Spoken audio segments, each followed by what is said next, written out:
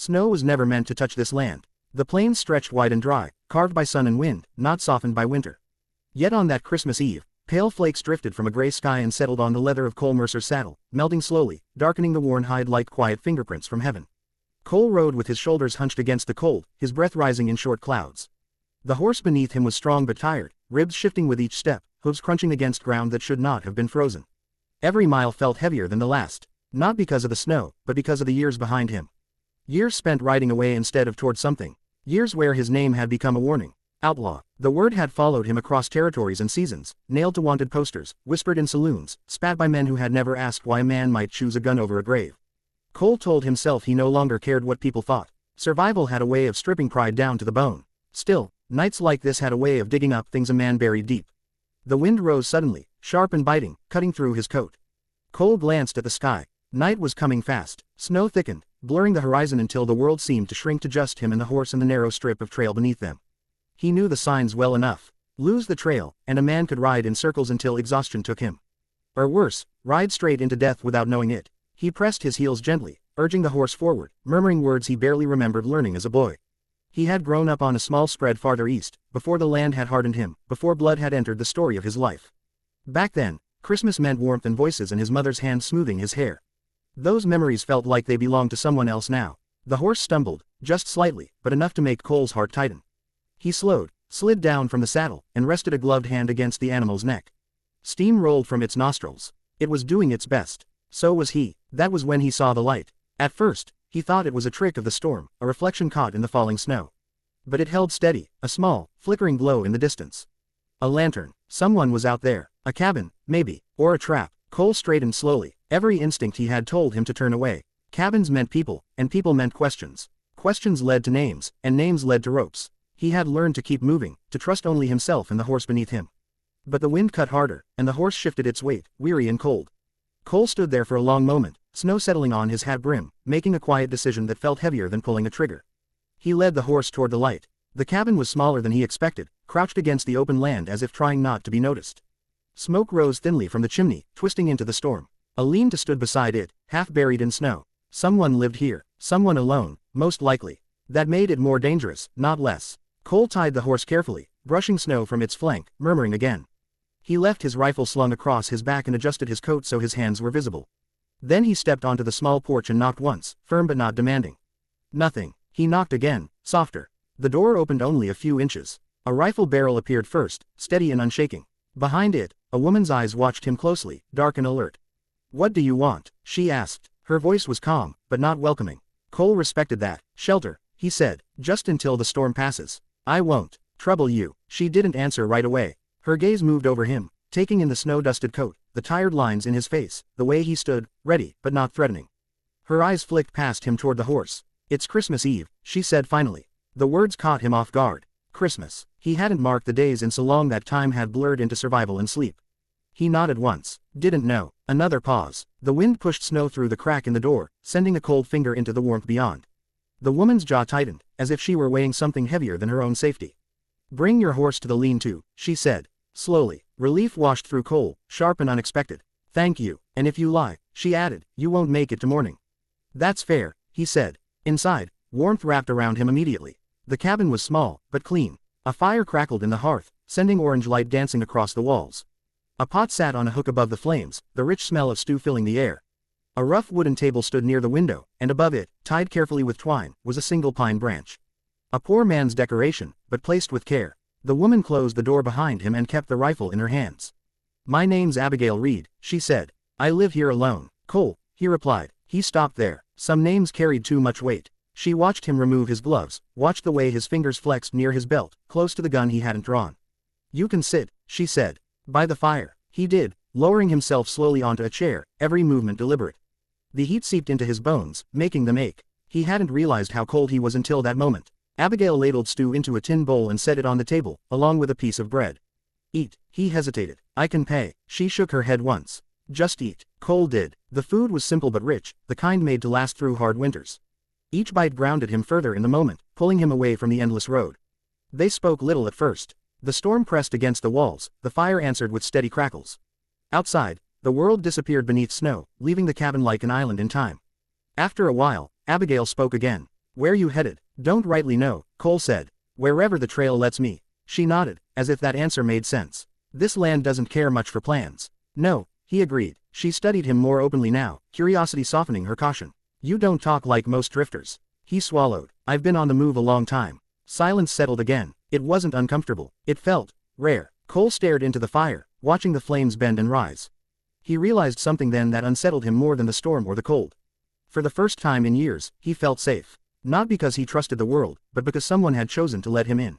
Outside, snow continued to fall, quiet and relentless. And though he didn't know it yet, that night was already changing him. The storm deepened as the night wore on, the wind circling the cabin like a restless animal that could not find its way inside.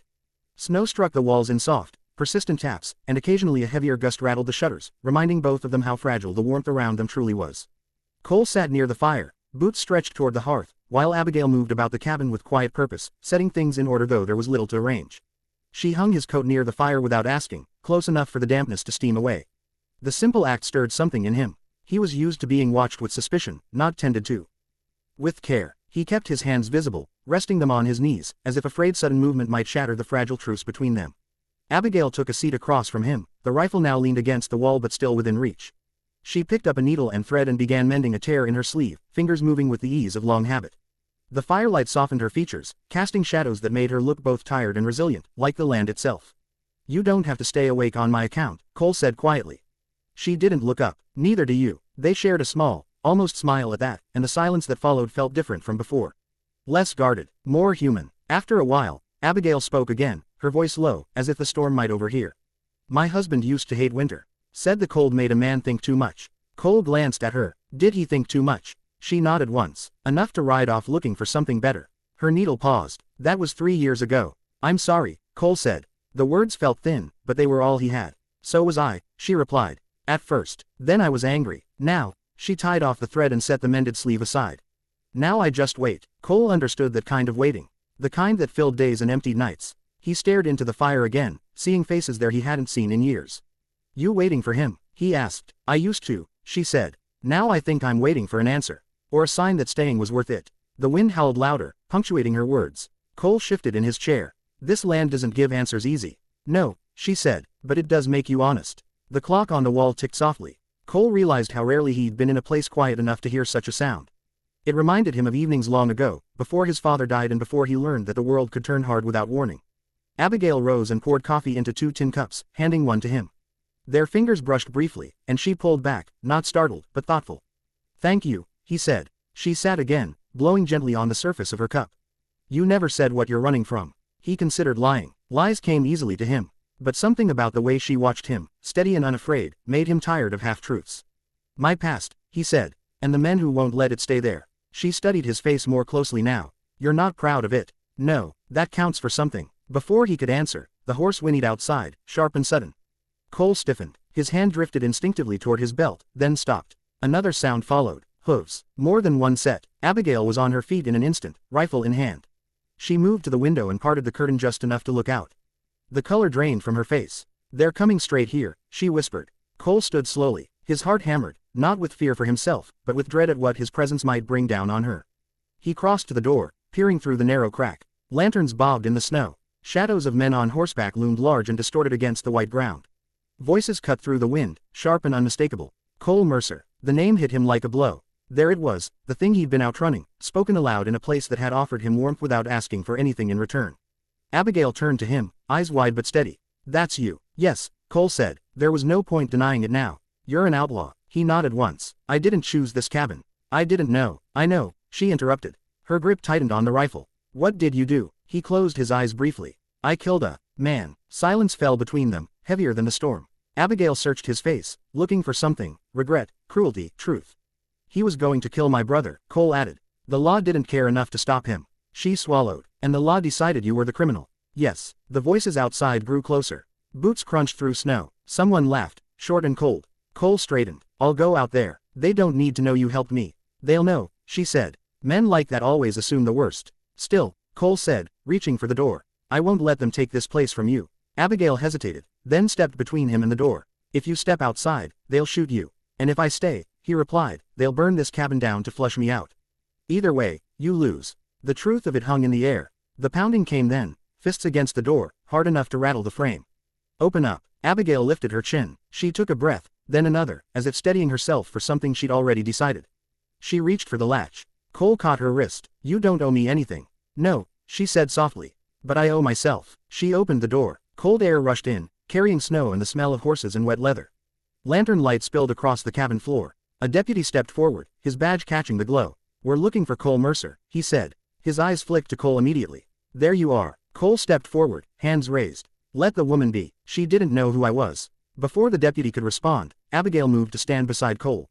"This man hasn't harmed me," she said, her voice clear despite the fear pounding in her chest.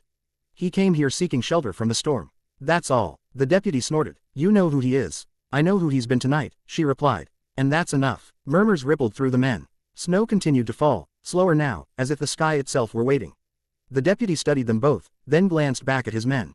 His shoulders sagged slightly, the fight draining from him. "It's Christmas," he muttered. "Chain him at dawn. Tonight, we ride on." Cole couldn't believe what he was hearing. Neither could Abigail. One by one, the men turned their horses, lanterns bobbing away into the storm. The sound of hooves faded until there was nothing left but wind and breath and the quiet crackle of the fire behind them. Cole's knees gave out. He sank to the floor, the weight of what had nearly happened crashing down on him all at once. Abigail closed the door and leaned against it, shaking now that the danger had passed. For a long moment, neither of them spoke. Outside, the storm softened, the snow falling gently again. And in the stillness that followed, something unspoken passed between them, an understanding that whatever came next, this night had bound them together in a way neither had expected. Morning came quietly, as if the world itself were careful not to disturb what had survived the night. The storm had spent itself sometime before dawn, leaving behind a hush so complete it felt sacred. Snow lay thick and unbroken around the cabin, smoothing the land into something gentler than Cole Mercer had ever known. Even the wind seemed to have learned restraint, moving softly, almost respectfully, across the plains. Cole woke in the chair by the fire, stiff and sore, a blanket draped over his shoulders. For a moment, he didn't know where he was. Then he smelled coffee and wood smoke and remembered everything: the storm, the cabin, the men in the snow, the woman who had stood beside him when she had every reason to step away. Abigail stood at the small stove, her back to him, dark hair loose now, falling down her shoulders. The rifle rested in the corner, forgotten for the moment. She moved with slow purpose, as if the morning required gentleness. "You didn't have to do that," Cole said, his voice rough with sleep. She glanced over her shoulder. "Do what?" "Let me stay. Stand up for me." She poured coffee into 2 tin cups and set one on the table. "I didn't do it for you alone." He pushed himself to his feet and crossed the room carefully, as though sudden movement might break the fragile peace. He took the cup she offered, the warmth seeping into his hands. "They'll come back," he said. "Yes," she replied. "Men like that always do." He nodded. The truth of it settled heavily between them. Outside, the world looked clean, untouched, as if the land were offering forgiveness that people rarely could. They sat at the table in silence, sipping coffee. Cole noticed details he hadn't allowed himself to see before: the mended places in the walls, the careful way Abigail had arranged her few possessions, the faint grooves in the table where someone had once eaten every meal with intention. This cabin wasn't just shelter. It was a choice, one she'd made again and again, every day she stayed. "I should go," Cole said at last. Abigail looked up, her expression unreadable. "Before they return. Before I bring more trouble here." She considered that. Running won't stop them. "No," he agreed, "but facing them might." She set her cup down slowly. "What do you mean?" "I'll turn myself in," Cole said. "At the next town. I won't run anymore." The words felt strange and heavy in his mouth, but also right. He had spent years letting fear decide his direction. Last night had shown him what it meant to choose something else. Abigail studied him closely, searching for doubt. She found none. "They might hang you. I know, and you're willing to accept that." "Yes." She looked away, toward the window, where sunlight spilled across the snow, bright and cold. "My husband used to say that a man's worth is measured by what he faces when he's afraid." Cole smiled faintly. "Sounds like a good man." "He was," she said softly. "Before the land wore him thin." They finished their coffee in thoughtful silence. Cole stood and pulled on his coat, feeling the weight of the moment settle onto his shoulders. He strapped on his gun, not as a weapon now, but as a reminder of everything that had brought him here. Abigail disappeared briefly into the other room and returned with the small cloth-wrapped bundle he'd been given the night before. She placed it in his hand. "I want you to take it," she said. "I can't," Cole replied. "It's yours. It was meant to be given," she said. "And I think it already knows who it belongs to." He unwrapped it carefully, though he already knew what was inside. The wooden star caught the morning light, its rough edges smoothed by patient hands. "So you don't forget," she continued. "Not what happened here, not who you chose to be." Cole closed his fingers around it, feeling something loosen in his chest. "I won't forget," he said. "Not as long as I live." They stood close then, closer than either had planned. The air between them felt charged, heavy with words that didn't need saying. Cole had known women before, known nights that promised comfort without commitment. This was different. This was something fragile, made of trust and shared silence. I wish, Abigail began, then stopped. He waited. I wish the world were kinder, she finished. That a man could be judged by one night instead of a lifetime. Cole reached out, hesitated, then gently took her hand. She didn't pull away. Maybe it can, he said. One person at a time. Outside, his horse stamped, eager to move. Cole released her hand and stepped toward the door. He paused with his fingers on the latch, then turned back. If I make it through, he said quietly, if I get another chance, would you let me come back? Abigail's eyes glistened, though she didn't let the tears fall. If you ride this way again, she said, you'll find the door open. That was all the promise either of them could give. Cole stepped outside into the bright, cold morning. The snow crunched beneath his boots as he mounted his horse. From the saddle, he looked back one last time. Abigail stood in the doorway, framed by warmth and shadow, the cabin behind her steady and waiting. He tipped his hat. Then he rode away, leaving a single set of tracks across the white land. As the sun climbed higher, the tracks stretched toward the horizon, leading not away from something, but toward it. Toward consequence. Toward truth. Toward whatever waited for a man who had finally chosen to stop running. Back at the cabin, Abigail watched until he disappeared from sight. She touched the pine branch above the table, straightening it, and felt a quiet peace settle over her. The waiting was different now. Lighter. Somewhere beyond the snow, an outlaw carried a wooden star in his pocket and a promise in his heart. And for the first time in a long while, Christmas did not feel like a memory. It felt like a beginning.